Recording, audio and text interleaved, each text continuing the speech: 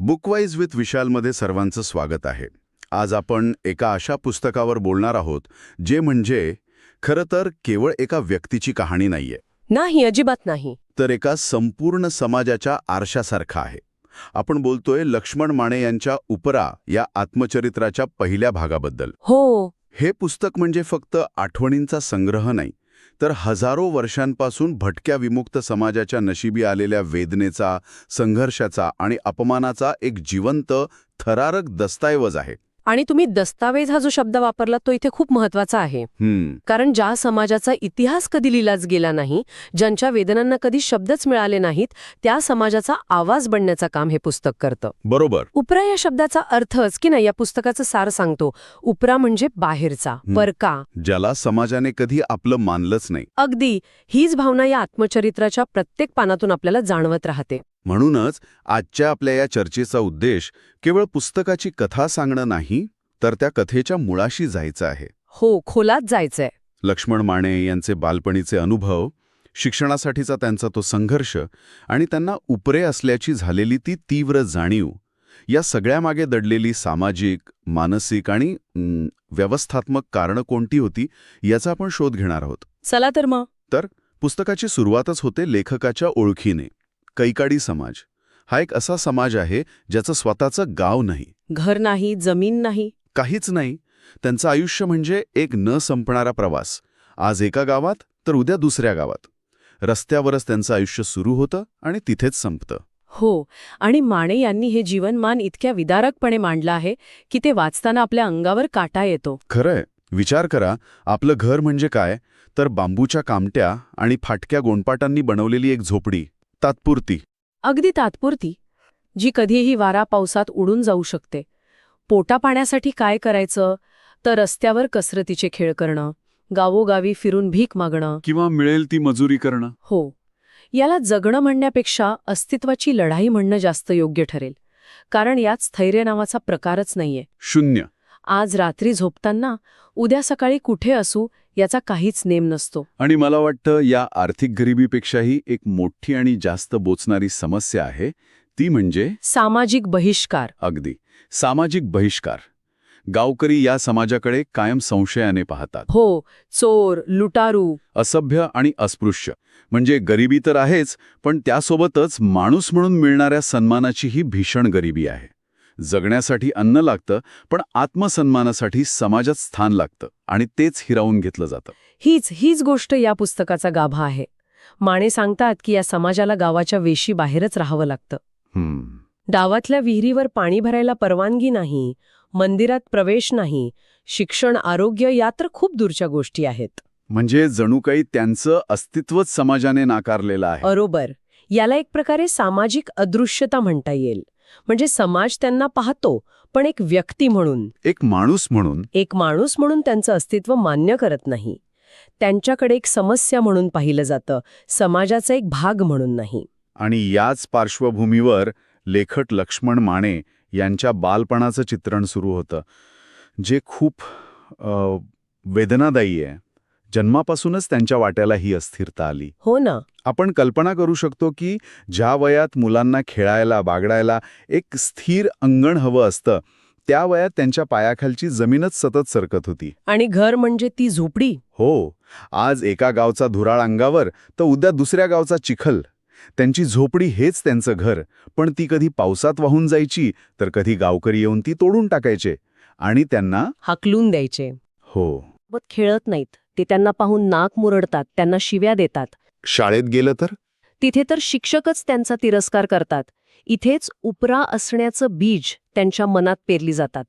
त्यांना कळू लागतं की त्यांचं जग आणि गावातल्या इतर मुलांचं जग यात एक खूप मोठी न ओलांडता येणारी दरी आहे. आणि ती दरी फक्त आर्थिक नाही, अजिबात नाही. ती सामाजिक आणि मानसिक आहे. इथूनच आपण पुस्तकातल्या एका अत्यंत महत्वाच्या टप्प्याकडे येतो, तो म्हणजे शिक्षणासाठीचा संघर्ष. खूप महत्वाचा टप्पा आहे हा. आणि यात एक विलक्षण गोष्ट आहे की लेखकाच्या वडिलांना शिक्षणाचं महत्त्व कळत होतं. त्या निरक्षर माणसाला हे कळत होतं की पिढ्यानपिढ्या चालत आलेलं हे नरक यातनांचं जगणं जर थांबवायचं असेल तर त्याचा एकमेव मार्ग शिक्षण आहे. बरोबर. हो, पण इच्छा असूनही परिस्थिती पूर्णपणे विरोधात होती. सगळ्यात मोठी अडचण तर भटकंतीचीच. हो. आज एका शाळेत नाव घातलं की काही दिवसांतच गाव सोडून जावं लागायचं. मग दुसऱ्या गावात गेल्यावर पुन्हा नवी शाळा शोधावी लागायची. हे एक दुष्टचक्र होतं. शिक्षण सुरू व्हायच्या आधीच संपायचं. हो, आणि समजा जरी शाळा मिळाली तरी तिथलं वातावरण इतकं विषारी असायचं की तिथे टिकून राहणंच एक दिव्य होतं. हो, आणि पुस्तकात एक प्रसंग आहे जो हे भयानवास्तव दाखवतो. शिक्षक वर्गात हजेरी घेताना माने यांचं नाव मुद्दाम वगाळायचे किंवा सगळ्यांसमोर म्हणायचे, हां, हा कैकाडी आहे, याच्याजवळ बसू नका, आपापलं सामान सांभाळा. विचार करा, ज्या ठिकाणी ज्ञान मिळायला हवा, जिथे समानता शिकवली जायला हवी, त्याच ठिकाणी जातीमुळे रोज अपमान सहन करावा लागत होता. म्हणजे शाळेत जाणं हे शिक्षण घेण्यासाठी नाही तर शिक्षा भोगण्यासाठी होतं. बरोबर. आणि इथेच त्यांच्या मनात एकाच वेळी दोन भावना निर्माण होतात. एकीकडे अपमानाचं दुःख. आणि दुसरीकडे व्यवस्थेविरुद्ध बंड करण्याची इच्छा. अगदी एक प्रकारची विद्रोहाची भावना. त्यांना प्रश्न पडू लागतो की माझी काय चूक आहे? मी कैकाडी म्हणून जन्माला आलो, ही माझी चूक आहे का? आणि हा प्रश्नच त्यांच्यातला विद्रोही जागा करतो. हो, त्यांना कळतं की हे जे काही घडतंय ते चुकीचं आहे आणि याविरुद्ध आपल्याला लढावंच लागेल. हीच बंडखोरी पुढे त्यांच्या संघर्षाची ताकद बनते. शिक्षण त्यांना केवळ अक्षरोळख देत नाही तर त्यांच्यावर होणाऱ्या अन्यायाची ओळख करून देतं. आता येऊया पुस्तकातल्या दारिद्र्याच्या भागाकडे. खरं तर तो भाग वाचताना अंगावर काटा येतो. हो, ते इतकं थेट आणि प्रामाणिक आहे की आपण अस्वस्थ होतो. अनेक दिवस उपाशी राहणं, अंगावर घालायला धड कपडे नसणं, कडाक्याच्या थंडीत एका फाटक्या गोणपाटावर झोपणं, हे सगळं त्यांच्यासाठी रोजचं होतं. रोजचं. आईवडील दिवसभर राबराब राबायचे, पण संध्याकाळी घरात चूल पेटेलच याची खात्री नसायची. आणि इथे माने एक जबरदस्त विचार मांडतात, जो केवळ गरिबीपुरता मर्यादित नाही. ते म्हणतात की भूक ही फक्त पोटाची नसते. ती आत्मसन्मानाची असते. बरोबर. अन्न मागत नाही, तर तो नकळतपणे आपला स्वाभिमान गमावत असतो. समोरचा माणूस त्याला भीक देताना त्याच्या डोळ्यात जी तुच्छता दाखवतो, ती मनावर कायमची जखम करून जाते. ही जखम अन्नाने भरत नाही, ती आयुष्यभर राहते. भूक माणसाला लाचार बनवते. अगदी. ही केवळ पोटाची भूक नसते, तर सन्मानाची, मान्यतेची भूक असते जी कधीच भागत नाही. आणि या सगळ्या परिस्थितीत लेखक आपल्या आईवडिलांना खूप जवळून पाहतात. त्यांचे वडील, ते खूप कडक शिस्तीचे होते. हो, परिस्थितीशी सतत झुंज देणारे, पण अनेकदा हरणारे. मुलाने शिकावं, या जातीच्या नरकातून बाहेर पडावं, ही त्यांची तीव्र इच्छा होती. आणि त्यासाठी ते प्रसंगी लक्ष्मण यांना मारझोडही करायचे. हो, पण त्या मारामागे मुलाच्या भल्याचीच तळमळ होती. ते परिस्थितीपुढे हताश झालेले दिसायचे, पण त्यांनी कधी हार मानलेली नव्हती. आणि आई म्हणजे जणू कष्टाची आणि सहनशीलतेची मूर्तीच.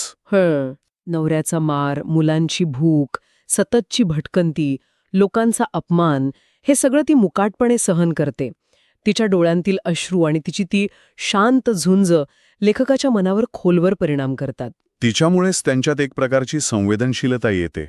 मला वाटतं वडिलांकडून त्यांना लढण्याची प्रेरणा मिळते, तर आईकडून त्यांना इतरांची वेदना समजून घेण्याची शक्ती मिळते. या दोन्ही व्यक्तिरेखा त्यांच्या जडणघडणीत खूप महत्वाच्या ठरतात. आणि याच दोन गोष्टी, संघर्ष आणि वेदना, त्यांच्या उपरा असण्याच्या भावनेला अधिक गडद करत जातात. हो, कारण आईवडिलांच्या संघर्षाकडे पाहूनच त्यांना कळू लागतं की ही लढाई फक्त त्यांच्या कुटुंबाची नाही, तर ती संपूर्ण समाजाची आहे. आणि आपण कितीही प्रयत्न केला तरी हा समाज आपल्याला बाहेरचा म्हणूनच पाहतो. आणि ही जाणीव हळूहळू तीव्र होत जाते. शाळा, समाज, व्यवस्था, सगळीकडे ते बाहेरचेच ठरतात. आपलं म्हणण्यासारखं काहीच नसतं, ना घर, ना गाव, ना समाज. म्हणजे उपरा ही फक्त एक सामाजिक ओळख नाहीये. नाही, लेखक स्पष्ट करतात की ती एक मानसिक अवस्था आहे. सतत नाकारले जाण्याने आणि अपमानित होण्याने ही मानसिकता तयार होते. आपण या जगाचा भाग नाही, आपण इथे नको आहोत, ही भावना मनात घर करून राहते. ही एक प्रकारची आंतरिक हद्दपारी आहे. अगदी बरोबर शब्द आहे, आंतरिक हद्दपारी, जी बाह्य हद्दपारीपेक्षा जास्त वेदनादायी असते. कारण तुम्ही शारीरिकरित्या तिथे असता, पण मानसिकरित्या तुम्हाला तिथून हद्दपार केलेलं असतं. म्हणजे एकीकडे बाहेरचा समाज त्यांना स्वीकारत नाही आणि दुसरीकडे त्यांच्या स्वतःच्या समाजातली जातपंचायत नावाची व्यवस्था त्यांचं जगणं आणखी कठीण करते. दुहेरी मार आहे हा. हो, मला वाटतं यावर आपण थोडं सविस्तर बोलायला हवं. ही जातपंचायत नेमकी काय होती? अगदी. माने याला आतली गुलामगिरी म्हणतात. अच्छा. बाहेरच्या समाजाकडून होणारा अन्याय तर आहेच, पण ही जात पंचायत समाजाला सुधारण्याऐवजी परंपरा, रूढी आणि अंधश्रद्धेच्या नावाखाली अधिक जकडून ठेवते. म्हणजे एक समांतर न्यायव्यवस्थाच होती. हो, जिचे नियम अत्यंत क्रूर आणि अन्यायकारक होते. लग्न, व्यवहार, नातेसंबंध सगळं काही पंचायतीच्या मर्जीनुसार चालायचं. उदाहरणार्थ, जर एखाद्याने आंतरजातीय विवाह केला किंवा पंचायतीचा एखादा छोटा नियम मोडला तर त्याला वाळीत टाकलं जायचं. जबरदंड ठोठावला जायचा. हो, म्हणजे ही तर एक प्रकारची तुरुंगातली तुरुंगत झाली. बरोबर. बाहेरच्या समाजापासून तर तुम्ही तुटलेले आहातच, पण तुमच्या स्वतःच्या समाजातही तुम्हाला स्वातंत्र्य नाही. नाही. आणि ही व्यवस्था गरिबांसाठी जास्त क्रूर होती. कारण श्रीमंत लोक दंड भरून किंवा पंचांना दारू चिकनची पार्टी देऊन सहज सुटायचे, पण गरिबांना मात्र कठोर शिक्षा व्हायची. त्यांच्या बायकांना पंचांसमोर उभं करून अपमानित केलं जायचं. म्हणजे ही पंचायत न्याय देण्याऐवजी अन्यायच जास्त करत होती. माने म्हणतात की या पंचायतीने समाजाची प्रगती रोखून धरली. बाहेरच्या जगाशी लढण्याऐवजी समाज आतल्यातच भांडत राहिला. या सगळ्या संघर्षमय अनुभवांमधून, मग ते शाळेतले असोत, समाजातले असोत किंवा जात पंचायतीचे असोत, लेखकाच्या मनात हळूहळू आत्मभान जागृत होऊ लागतं. हो, शिक्षणामुळे त्यांना प्रश्न विचारायची सवय लागते. ते आता गप्प बसून अपमान सहन करत नाहीत, तर त्यामागची कारणं शोधू लागतात. आणि हे प्रश्न खूप मूलभूत आहेत. आपण उपरे का आहोत? आपल्याला सन्मान का नाकारला जातो? समाजात ही विषमता का आहे? जात पंचायतीचे नियम बदलले पाहिजेत की नाही? हे प्रश्न त्यांच्या मनात वादळ निर्माण करतात आणि याच प्रश्नांमधनं त्यांच्या पुढील आयुष्याची दिशा ठरते. म्हणजे ते आता केवळ स्वतःच्या पोटापाण्याचा विचार करत नाहीत. नाही, ते आता आपल्या संपूर्ण समाजाच्या मुक्तीचा विचार करू लागतात. हा त्यांच्या वैयक्तिक प्रवासाचा सामाजिक प्रवासात बदलण्याचा एक महत्त्वाचा टर्निंग पॉइंट आहे. आणि उपराचा पहिला भाग इथेच संपतो. पण तो संपताना वाचकाला एका अशा वास्तवात सोडून जातो, जिथे जगणंच एक लढाई आहे. हो, हा भाग म्हणजे केवळ लेखकाच्या बालपणाची कथा नाही, तर संपूर्ण भटक्या समाजाच्या वेदनेचा तो एक पाया आहे. या पायावरच त्यांच्या पुढील विद्रोहाची इमारत उभी राहणार आहे. नक्कीच. या पुस्तकाच्या पहिल्या भागातून जे अनुभव समोर येतात ते आपल्याला विचार करायला भाग पाडतात. एखाद्या व्यक्तीची ओळख, त्याचं आयुष्य, त्याच्या संधी यावर त्याच्या समाजाचा आणि परिस्थितीचा किती खोलवर परिणाम होऊ शकतो हे यातून दिसतं. आणि सगळ्यात महत्त्वाचं म्हणजे स्वतःच्या अस्तित्वासाठी सतत लढावं लागणं. मी इथे आहे, मला माणूस म्हणून स्वीकारा, हे ओरडून सांगावं लागणं, ही भावना नेमकी काय असेल? आणि हाच विचार आपण सोबत घेऊन जाऊया. माने यांचा संघर्ष व्यक्ती म्हणून पुढे यशस्वी झाला असेल, पण उपरा असण्याची भावना समाजात आजही जिवंत आहे का? एक महत्त्वाचा प्रश्न आहे हा. आपल्या आजूबाजूला असे उपरे कोण आहेत ज्यांना आपण पाहतो पण स्वीकारत नाही? यावर विचार करायला हरकत नाही. नक्कीच. बुकवाईज विथ विशालला लाईक, शेअर आणि सबस्क्राईब नक्की करा. पुढच्या भागात आपण उपराच्या दुसऱ्या भागावर चर्चा सुरू करणार आहोत, जिथे लक्ष्मण माने यांच्या संघर्षाला एक नवी दिशा मिळते. तोपर्यंत नमस्कार. उपराच्या आपल्या चर्चेच्या दुसऱ्या भागात आपण आलो आहोत. पहिल्या भागात आपण लक्ष्मण मानेंच्या भटक्या बालपणाबद्दल बोललो, ती शिक्षणाची ओढ आणि उपरा असण्याची ती पहिली जाणीव. पण तो होता संघर्षाचा, म्हणा ना, एक पहिला अध्याय. आता कथा एका नव्या वळणावर येते. बालपण मागे पडतंय, तारुण्य येतंय आणि संघर्ष अधिक तीव्र, अधिक बोचरा होत जातोय. अगदी बरोबर. हा दुसरा भाग म्हणजे फक्त वय वाढण्याची गोष्ट नाहीये. ही एका व्यक्तीच्या आत सुरू झालेल्या एका मोठ्या युद्धाची कहाणी आहे. आणि हे युद्ध फक्त गरिबीशी नाही, तर समाजाच्या रूढी, परंपरा आणि बाहेरच्या व्यवस्थेशी आहे. आणि या युद्धात शस्त्र फक्त एकच, शिक्षण. हो, फक्त शिक्षण. पण इथे शिक्षण म्हणजे फक्त पाटी पेन्सिल नाही का? म्हणजे पुस्तकात ज्या प्रकारे ते शिक्षणाकडे बघतात ते पाहून असं वाटतं की प्रत्येक अक्षर म्हणजे जणू एक ढाल आहे. सतत शाळा बदलणं, शिक्षकांचं दुर्लक्ष, सोबत्यांकडून होणारी थट्टा, या सगळ्या चक्रव्यूहातून बाहेर पडण्याचा तो एकच मार्ग होता. बरोबर. शिकल्याशिवाय सुटका नाही, हा विचार त्यांच्या डोक्यात एकदम पक्का बसला होता. आणि ही गोष्ट खूप महत्वाची आहे. तुम्ही युद्ध हा शब्द वापरलात आणि तो एकदम अचूक आहे. ही ज्ञानाची लढाई नव्हतीच, ही अस्तित्वाची लढाई होती. अस्तित्वाची. हो, प्रत्येक परीक्षा म्हणजे फक्त गुण मिळवणं नव्हतं, तर समाजाला हे सिद्ध करणं होतं की आम्ही पण माणसं आहोत. विचार करा, जिथे तुमचं असणंच नाकारलं जातंय तिथे ओळख सिद्ध करण्यासाठी तुम्हाला कितीतरी जास्त मेहनत करावी लागते. खरंय. आणि या लढाईचा पुढचा टप्पा येतो वसतिगृहात. हे स्थित्यंतर खूपच म्हणजे विलक्षण आहे. एका क्षणी तुम्ही उघड्यावर आहात, फिरत आहात आणि दुसऱ्या क्षणी तुम्हाला एका शिस्तीच्या, नियमांच्या जगात आणून ठेवलं जातं. एखाद्या मोकळ्या रानात फिरणाऱ्या पाखराला पिंजऱ्यात ठेवण्यासारखं होतं ते. हो, पण गंमत म्हणजे सुरुवातीला तो पिंजरासुद्धा चांगला वाटतो. हो, कारण त्या पिंजऱ्यात आयुष्यात पहिल्यांदा स्थैर्य मिळतं. रोज वेळेवर जेवण, झोपायला एक जागा, पुस्तकं. आपल्यापैकी अनेकांसाठी या सामान्य गोष्टी असतील. पण ज्याचं आयुष्यच भटकण्यात गेलंय त्याच्यासाठी हे स्थैर्य म्हणजे एखाद्या राजमहालापेक्षा कमी नव्हतं. पण त्यांना लवकरच कळतं की पिंजरा सोन्याचा असला तरी तो पिंजराच असतो. त्या स्थैर्याची एक किंमत होती. अगदी. आणि ती किंमत म्हणजे भेदभावाचं एक नवं, अधिक सुसंस्कृत रूप. गावातला भेदभाव उघड होता, थेट होता. पण वसतिगृहात आणि शहरात हाच भेदभाव अधिक सूक्ष्म, पण तितकाच विषारी बनतो. बरोबर. कुणी थेट बोलत नाही, पण नजरेतून, वागण्यातून तू आमच्यातला नाहीस हे सतत जाणून दिलं जातं.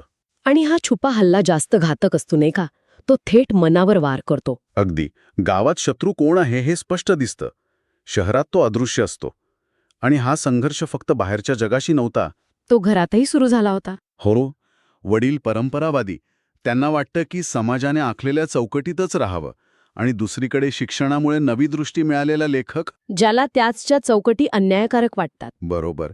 एका बाजूला परंपरा मोडल्याची भीती, तर दुसऱ्या बाजूला त्याच परंपरा माणसाला गुलाम बनवतात ही चीड. वडील आणि मुलाच्या नात्यात एक अदृश्य भिंत उभी राहते. आणि या सगळ्या संघर्षात एक मूक साक्षीदार असते, ती म्हणजे आई. तिची ती शांत सहनशीलता, ती लेखकाला लढायला बळ देत राहते. खरंय. इथे एक गोष्ट लक्षात घेण्यासारखी आहे. लेखक फक्त बाहेरच्या समाजावर टीका करत नाहीत. तेवढ्याच परखडपणे ते भटक्या समाजातील आतला विसंगतींवरही बोट ठेवतात. विशेषतः जात पंचायत. हो. जी व्यवस्था संरक्षणासाठी असायला हवी, तीच स्वतःच्या लोकांवर कसा अन्याय करते हे ते उघड करतात. आणि याच पार्श्वभूमीवर कथेला एक निर्णायक वळण मिळतं. लेखकाचं प्रेम आणि आंतरजातीय विवाह. हो, तो निर्णय म्हणजे फक्त जगणं करणं नाही, ती एक घोषणा असते. जात, परंपरा, पंचायत या सगळ्यांच्या विरोधात पुकारलेलं ते एक बंड असतं. आणि ह्या बंडाची त्यांना खूप मोठी किंमत मोजावी लागते. स्वतःच्या समाजाकडून वाळेत टाकल्या जाण्याची, उपरा असण्याची खरी दाहक जाणीव त्यांना तेव्हाच होते जेव्हा बाहेरचं जग तुम्हाला स्वीकारत नाही आणि तुमचंच जग तुम्हाला दाराबाहेर उभं करतं. तेव्हा तुम्ही कुठे जायचं? आणि याच एकटेपणातून, याच बहिष्काराच्या वेदनेतून त्यांच्या विचारांमध्ये क्रांती घडते. त्यांना डॉक्टर बाबासाहेब आंबेडकरांचे विचार आणि दलित साहित्य भेटतं. हो, आणि तेव्हा त्यांना जाणवतं की आपला संघर्ष हा वैयक्तिक नाही, तो सामूहिक आहे. आपल्यासारखे लाखो लोक आहेत. ही जाणीव त्यांना एक नवी ताकद देते. चला तर मग या वेदना, बंड आणि आत्मभानाच्या प्रवासाचा अजून खोलात जाऊन आढावा घेऊया. आपण सुरुवातीला शिक्षणाचा उल्लेख अखंड युद्ध असा केला. मला वाटते यावर थोडं अजून बोलायला हवं, कारण शिक्षण म्हणजे ज्ञान, प्रकाश असं आपण म्हणतो, पण मानेसाठी ते युद्ध का होतं? कारण त्यांच्यासाठी शाळेची पायरी चढणं म्हणजे रणांगणात प्रवेश करण्यासारखं होतं. शिक्षण हे ज्ञानप्राप्तीपेक्षा आत्मसन्मानाचे साधन होते. हे वाक्याचं सार सांगतं. विचार करा त्या काळात. भटक्या विमुक्त समाजातल्या मुलासाठी शाळेत टिकून राहणंच एक दिव्य होतं. ज्ञान मिळवणं तर पुढची गोष्ट. म्हणजे आधी तर आपल्याला वर्गात का घेत नाहीत, शिक्षक आपल्याकडे ढुंकूनही का पाहत नाहीत, बाकीची मुलं आपल्या कपड्यावरून, भाषेवरून का चिडवतात, या प्रश्नांशी लढावं लागायचं. म्हणजे गणिताच्या धड्याआधी आत्मसन्मानाचा धडा शिकावा लागत होता. अगदी. जेव्हा शिक्षक तुमच्याकडे दुर्लक्ष करतात किंवा मुलं जातीवरून हिणावतात, तेव्हा तुमचं लक्ष फळ्यावरच्या अक्षरांवर कसं लागणार? तुमचं पहिलं लक्ष असतं स्वतःचा स्वाभिमान कसा तरी टिकवून ठेवण्यावर. त्यामुळे शिक्षण हे केवळ अक्षर ओळख नव्हतं, तर मी सुद्धा तुमच्यासारखाच माणूस आहे हे न बोलता सिद्ध करण्याचं एक माध्यम होतं. आणि प्रत्येक पास झालेली इयत्ता हा त्या लढाईतला एक जिंकलेला किल्ला होता. बरोबर. आणि ही लढाई शाळेपुरती थांबली नाही. ती वसतिगृहात पोचल्यावर तर अधिकच गुंतागुंतीची झाली असावी, नाही का? हो, वसतिगृह म्हणजे एक मोठा विरोधाभास होता. म्हणजे बघा, एका बाजूला आयुष्यात पहिल्यांदाच स्थैर्य, भटकंती थांबली, वेळेवर जेवण, झोपायला हक्काची जागा, हे सगळं स्वप्नासारखं होतं. पण दुसऱ्या बाजूला ते वसतिगृह म्हणजे बाहेरच्या समाजाची एक छोटी प्रतिकृती होती. तिथेही जात होती, पैसा होता, शहरी ग्रामीण असे गट होते. म्हणजे भेदभावाने फक्त कपडे बदलले होते, स्वरूप तेच होतं. अगदी तसंच. कोण कोणत्या जातीचा आहे, कोणाचे वडील काय करतात, यावरून विद्यार्थ्यांमध्ये एक उतरंड होती. गावातला भेदभाव थेट होता. हो, तो रांगडा होता. वसतिगृहात तो अधिक सुसंस्कृत झाला होता, पण त्यामुळे तो अधिक विषारी बनला होता. आणि शहरात आल्यावर हा अनुभव आणखी तीव्र झाला. तुम्ही म्हणालात की भेदभाव रूप बदलतो, नाहीसा होत नाही. हा फरक खूप महत्वाचा आहे. नक्कीच, गावात भेदभाव स्पष्ट असतो. तुम्हाला विहिरीवर पाणी भरू देत नाहीत. हे क्रूर आहे, पण ते उघड आहे. तुमचा शत्रू समोर दिसतो. शहरात तसं नसतं. नाही, शहरात कायदे आहेत, त्यामुळे कुणी उघडपणे तुम्हाला वेगळं लेखू शकत नाही. पण इथे भेदभाव अधिक सूक्ष्म आणि मानसिक होतो. ही गोष्ट खूप भयानक आहे. म्हणजे शहरातली ही छुपी उपेक्षा तुम्हाला आतून पोखरते, तुम्हाला स्वतःच्याच अस्तित्वावर शंका यायला लावते. अगदी बरोबर. नोकरीच्या मुलाखतीत तुमचं आडनाव ऐकून समोरच्याच्या बुरव्या उंचावतात. घर भाड्याने घ्यायला गेल्यावर 1000 कारणं सांगितली जातात. तुम्हाला थेट कुणी अपमानित करत नाही, पण तुम्हाला सातत्याने बाहेरचे असल्याची जाणीव करून दिली जाते. हा शहरी भेदभाव जास्त मानसिक त्रास देतो, कारण तो अदृश्य असतो आणि तो तुम्हाला सिद्ध करता येत नाही. आणि हाच संघर्ष घरातही होता, पण त्याचं स्वरूप वेगळं होतं. वडील आणि त्यांच्यातला तो वैचारिक संघर्ष. खूपच गुंतागुंतीचं नातं येते, कारण इथे वडील खलनायक नाहीत, ते त्यांच्या अनुभवाच्या चौकटीतून जगाकडे पाहतात. त्यांना वाटतं की याच परंपरांनी समाजाला एकत्र ठेवलाय. हो, आणि त्यांच्यासाठी परंपरा मोडणं म्हणजे समाजापासून तुटणं. तर दुसरीकडे शिक्षणामुळे लेखकाला कळतंय की याच परंपरा अन्यायकारक आहेत. म्हणजे 2 पिढ्यांमधला संघर्ष आहे हा. एकीकडे सुरक्षितता, तर दुसरीकडे स्वातंत्र्य. आणि या संघर्षात आईची भूमिका शांत सहनशीलतेची आहे. ती या कथेतला एक मूक पण अत्यंत महत्वाचा आधारस्तंभ आहे. काय म्हणजे एकीकडे वडील आणि समाजाशी वैचारिक युद्ध सुरू आहे, पण घरी परतल्यावर एक सुरक्षित जागा आहे याची जाणीव करून देणारी ती आई. तिच्यामुळेच कदाचित लढण्याची ताकद टिकून राहिली असेल. ती वाद घालत नाही. ती फक्त सहन करते, पण तिची सहनशीलताच लेखकाला ताकद देते. तिचं दुःख शब्दांतून व्यक्त होत नाही, पण ते लेखकाला अस्वस्थ करतं आणि अधिक जबाबदार बनवतं. आईसाठी तरी आपण काहीतरी केलं पाहिजे, ही भावना त्यांच्या संघर्षाला एक भावनिक ऊर्जा देते. आणि हा घरातला संघर्ष सुरू असतानाच त्यांना स्वतःच्या समाजाच्या आतल्या संघर्षाचीही जाणीव होते. हो, आणि हे या पुस्तकाचं खूप मोठं वैशिष्ट्य आहे. ते फक्त बाहेरच्या जगाला दोष देत नाहीत, ते स्वतःच्या समाजातील दोषांवरही तितक्याच परखडपणे बोट ठेवतात.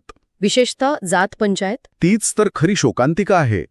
जात पंचायत ही व्यवस्था मुळात समाजाचं संरक्षण करण्यासाठी, न्याय देण्यासाठी निर्माण झाली असावी. पण काळाच्या ओघात ती काही मूठभर लोकांच्या हातातलं त्यांच्या अहंकाराचं शस्त्र बनते. लेखक दाखवतात की पंचायतीचे निर्णय हे न्यायावर नाही, तर पंचांच्या अहंकारावर आणि सोयीवर अवलंबून असतात. पंचायतीचे निर्णय मानवीतेपेक्षा अहंकारावर आधारित असतात. या वाक्यातून ती चीड स्पष्ट दिसते. बरोबर. आणि हीच चीड त्यांच्या एका वैयक्तिक निर्णयातून बंडात रूपांतरित होते. तो निर्णय म्हणजे आंतरजातीय विवाह. हां, त्यांच्या आयुष्यातील एक निर्णायक टप्पा आहे. तो फक्त प्रेमाचा स्वीकार नव्हता. नाही. तो समाजाच्या छातीवर मारलेली लाथ होती, असं म्हटलं तरी चालेल. हो, कारण हा निर्णय घेऊन त्यांनी एकाच वेळी अनेक गोष्टींना आव्हान दिलं. जातीव्यवस्थेच्या मुळावरच त्यांनी घाव घातला आणि जात पंचायतीच्या सत्तेला थेट आव्हान दिलं. म्हणूनच हा केवळ वैयक्तिक निर्णय राहत नाही, तर ते एका सामाजिक बंडाचं प्रतीक बनतं. आणि याची किंमत त्यांना चुकवावी लागते. जात पंचायतीने वाळीत टाकल्यानंतर त्यांच्या आयुष्यावर जो परिणाम होतो, तो वाचताना अंगावर काटा येतो. वाळीत टाकणं म्हणजे सामाजिक मृत्यूदंडच. हो. कल्पनाच करवत नाही. तुमच्याशी कोणी बोलत नाही, सुखदुःखात कोणी सहभागी होत नाही, तुमचं अस्तित्वच नाकारलं जातं. आणि हा बहिष्कार फक्त सामाजिक नसतो, तो आर्थिक आणि मानसिकही असतो. काम मिळणं बंद होतं, आधार तुटतो. आणि मग इथेच ते वाक्य येतं, या काळात त्यांना खऱ्या अर्थाने उपरा असल्याची जाणीव होते. बरोबर. आत्तापर्यंत ते बाहेरच्या जगात उपरा होते, पण आता ते आपल्याच जन्माच्या समाजात आपल्याच माणसांमध्ये उपरा झाले होते. आपल्याच माणसांनी नाकारण्याची वेदना ही सर्वात मोठी असते. नक्कीच. पण याच प्रचंड मानसिक दाबावतून, याच एकटेपणातून त्यांच्यासाठी एक नवा वैचारिक मार्ग खुला होतो. डॉक्टर बाबासाहेब आंबेडकर आणि दलित साहित्य. हो, ते त्यांना आधार देतात. हा त्यांच्या आयुष्यातला सर्वात मोठा वैचारिक बदल आहे. जेव्हा ते एकटे पडतात तेव्हा त्यांना बाबासाहेबांच्या विचारांमध्ये स्वतःच्या वेदनेचं प्रतिबिंब दिसतं. त्यांना कळतं की त्यांची लढाई एकट्याची नाही. हो, ही जाणीव झाल्यावर त्यांच्या संघर्षाला एक नवी, व्यापक दिशा मिळते. ते स्वतःकडे केवळ एक पीडित म्हणून पाहणं थांबवतात. आणि मग ते स्वतःला बदलाचे साधन म्हणून कसे पाहू लागतात. आंबेडकरांच्या विचारांमधून त्यांना शिका, संघटित व्हा आणि संघर्ष करा हा मूलमंत्र मिळतो. त्यांना कळतं की रडत बसण्यापेक्षा या व्यवस्थेला बदलण्यासाठी आपण काहीतरी ठोस केलं पाहिजे. मग ते लेखनाला आपलं शस्त्र बनवतात. उपरा लिहिणं ही त्याच बदलाची सुरुवात असते. ते ठरवतात की आपला अनुभव, आपली वेदना जगासमोर मांडायची. हो, समाजाला आरसा दाखवायचा. अशा प्रकारे ते पीडिताच्या भूमिकेतून बाहेर पडून परिवर्तनाच्या नायकाच्या भूमिकेकडे प्रवास सुरू करतात. म्हणजे भाग 2च्या शेवटी ते केवळ एक बंडखोर तरुण राहत नाहीत, तर एक जागरूक नागरिक, विचारवंत आणि परिवर्तनाची मशाल बनण्याच्या प्रक्रियेत असतात. अगदी. तर उपराचा हा दुसरा भाग म्हणजे केवळ सहनशीलतेची कथा नाही, तर प्रश्न विचारण्याची, व्यवस्थेला आव्हान देण्याची आणि परिणामांची पर्वा न करता उभं राहण्याची कथा आहे. आणि इथे एक महत्त्वाचा प्रश्न निर्माण होतो.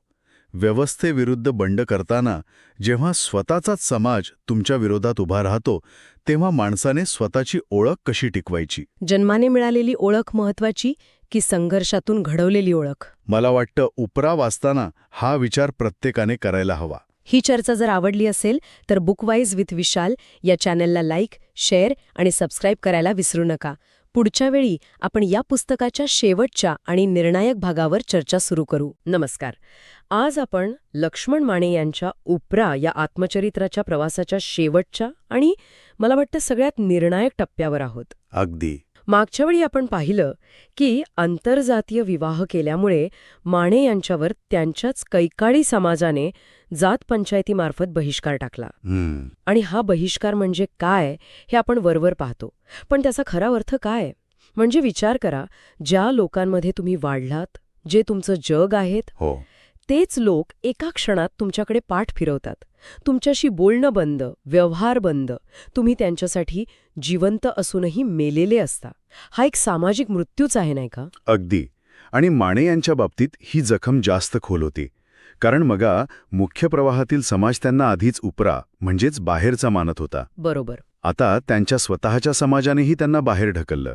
म्हणजे ते बाहेरच्यांसाठी बाहेरचे होतेच, पण आता आतल्यांसाठीही बाहेरचे झाले. अरे बापरे, म्हणजे दोन्हीकडून नाकारले गेले. हो.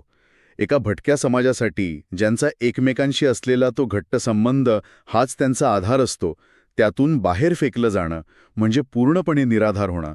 अशा परिस्थितीत माणूस खरं तर पूर्णपणे कोसळतो. पण उपराचा हा शेवटचा भाग म्हणजे या कोसळण्यातून पुन्हा उभं राहण्याची, किंबहुना राखेतून एका फिनिक्स पक्षाप्रमाणे झेप घेण्याची गोष्ट आहे. राखेतून झेप घेण्याची गोष्ट, क्या बात आहे. हेच आज आपल्याला समजून घ्यायचं आहे. जिथे ओळखच पुसून टाकली होती, तिथून लक्ष्मण माने यांनी स्वतःची नवी ओळख कशी घडवली. बरोबर. त्यांचा तो वैयक्तिक अपमान आणि दुःख एका मोठ्या सामाजिक लढाईचं रूप कसं घेतं, आणि उपरा हे पुस्तक केवळ एका माणसाची कहाणी न राहता संपूर्ण भटक्या विमुक्त समाजाचा आवाज कसा बनलं. नक्कीच. चला, ही पुनर्घडणीची गोष्ट जरा जवळून पाहूया. नक्कीच. तर बहिष्काराचा निर्णय झाला आणि माने यांचं आयुष्य एका क्षणात बदलून गेलं. यांच्या पुस्तकातले काही प्रसंग अक्षरशः अंगावर येतात. ते लिहितात की रस्त्याने चालताना ओळखीची माणसंही कशी नजर चुकवून रस्ता बदलून जायची. अच्छा. जणू काही आपण हवेत विरघळून गेलो आहोत, आपलं अस्तित्वच नाहीये, ही भावना माणसाला आतून पोखरून काढते. खरंय. मी कोण आहे, माझी जागा कोणती, हे प्रश्न मग छळायला लागतात. अगदी. आणि अशा परिस्थितीत माणसामध्ये प्रचंड राग, चीड किंवा निराशा निर्माण होणं स्वाभाविक आहे. हो ना. पण माने यांनी स्वतःला सावरलं कसं? कारण अशा मानसिक हल्ल्यातून उभं राहणं हीच एक खूप मोठी लढाई आहे. हीच तर खरी गोष्ट आहे. ते कोलमडून पडले नाहीत.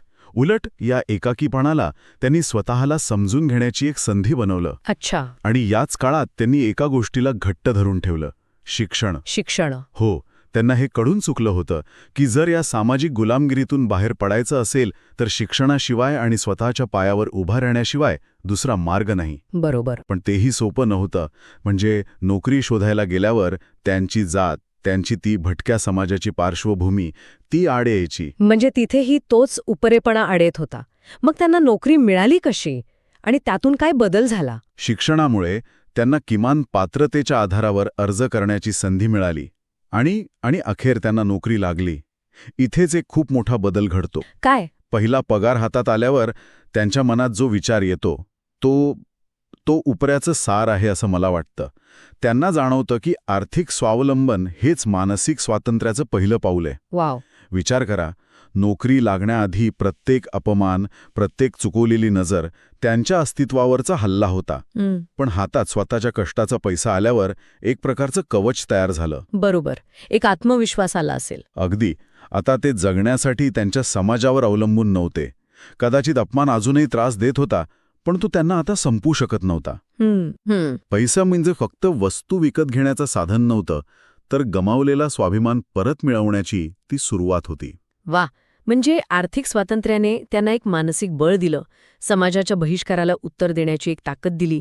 पण मला वाटतं त्यांच्या संघर्षाला खरी वैचारिक दिशा यानंतर मिळाली. हो. कारण उपराच्या या भागात डॉक्टर बाबासाहेब आंबेडकरांच्या विचारांचा प्रभाव खूप ठळकपणे जाणवायला लागतो. अगदी बरोबर. हा त्यांच्या आयुष्यातला आणि लेखनातला एक निर्णायक टप्पा आहे.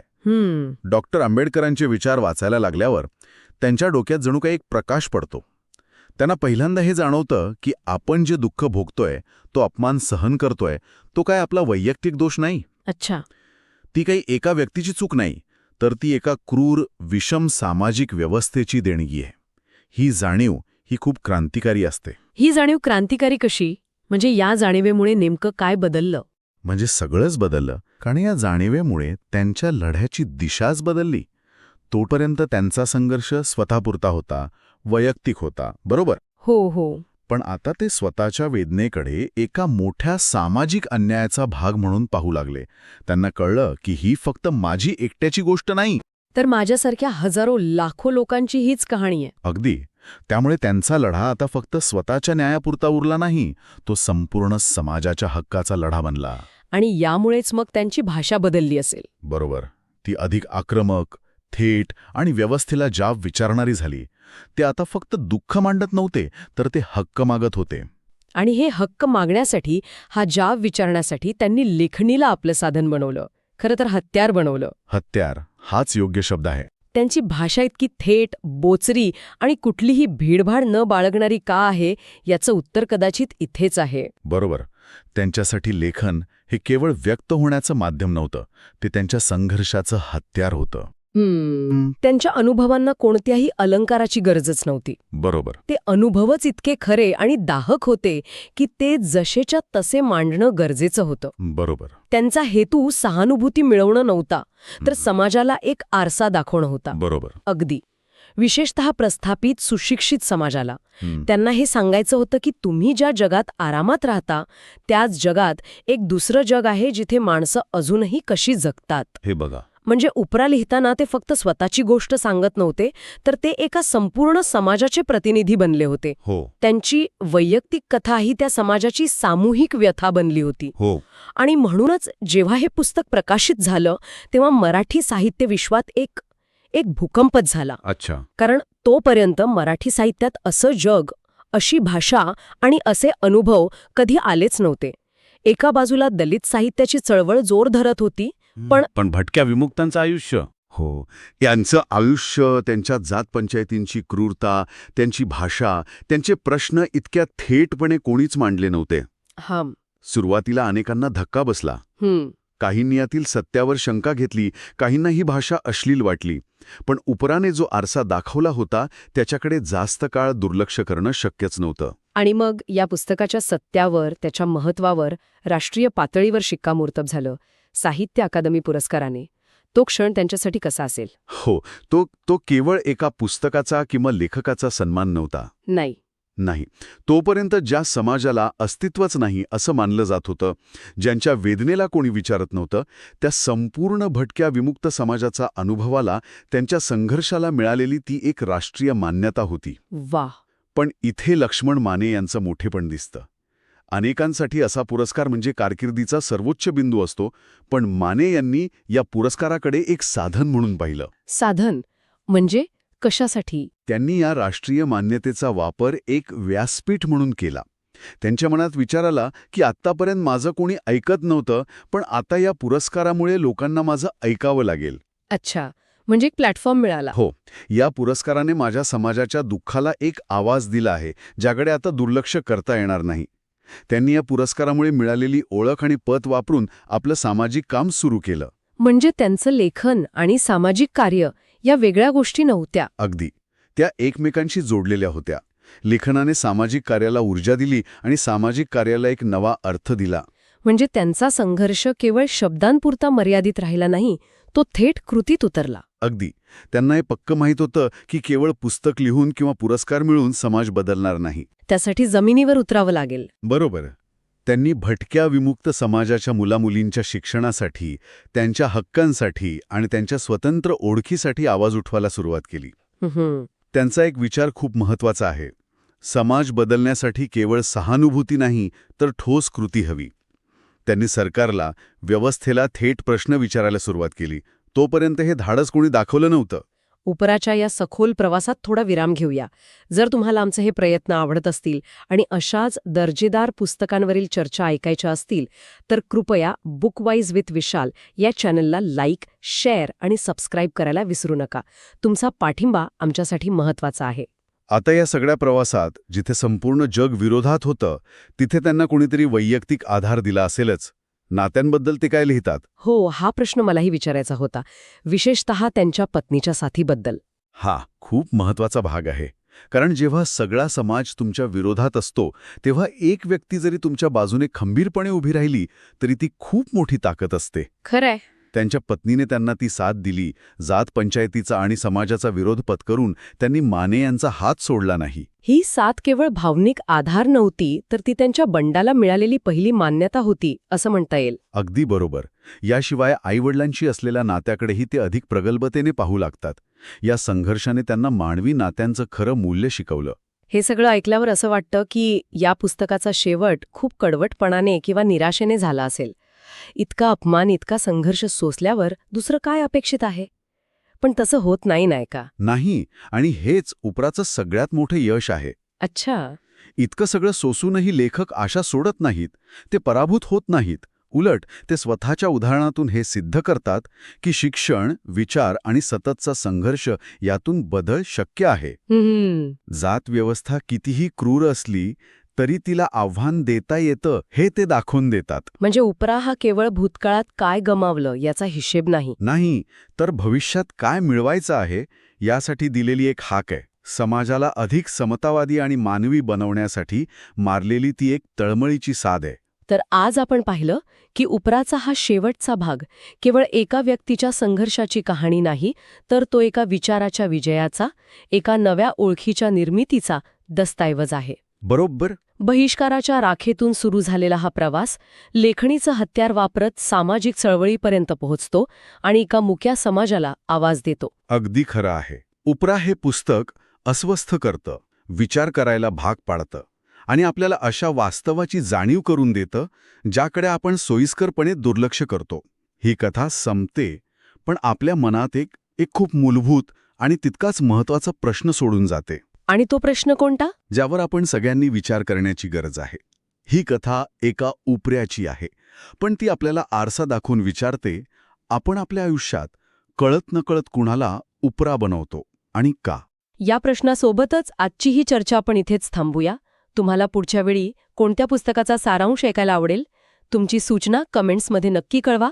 तुमची निवड पुढच्या भागात सादर केली जाऊ शकते.